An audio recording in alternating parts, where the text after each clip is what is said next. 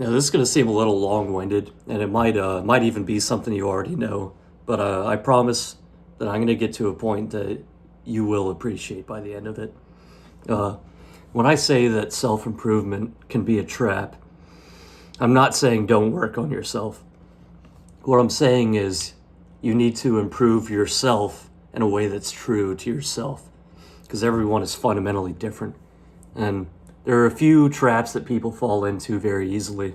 One of them being the, how do you say it?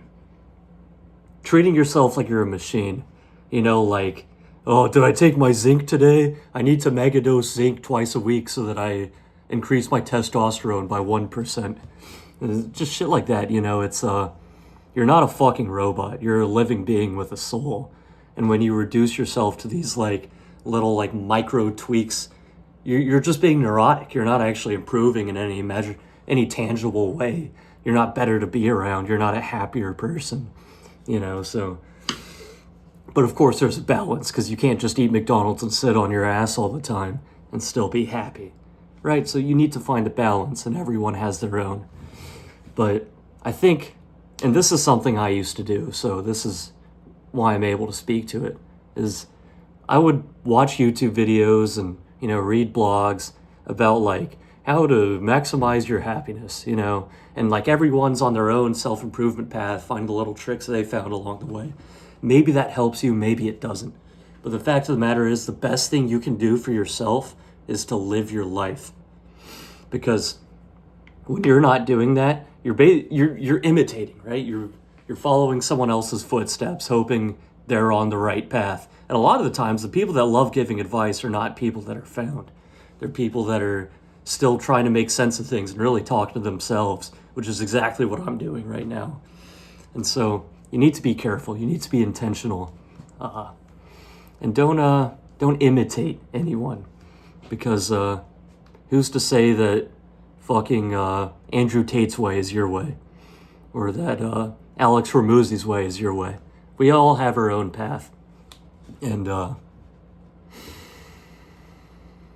yeah, that's the essence of it. But there's something beautiful that Carl Jung said that I wanted to show you guys, because this is probably the best series of words I've ever seen written in a book. And this was in his Red Book, which was after like months of borderline psychosis, he wrote down all of his findings, just exploring his own mind. And this really hits on what I'm trying to say here. He says, "Believe me, it is no teaching and no instruction that I give you.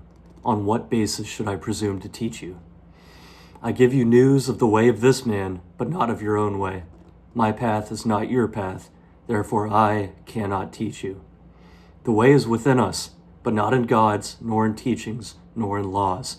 Within us is the way, the truth, and the life. Woe betide those who live by way of examples. Life is not with them. If you live according to an example, you thus live in the life of that example. But who should live your life if not yourself? So live yourselves. The signposts have fallen, unblazed trails lie before us. Do not be greedy to gobble up the fruits of foreign fields.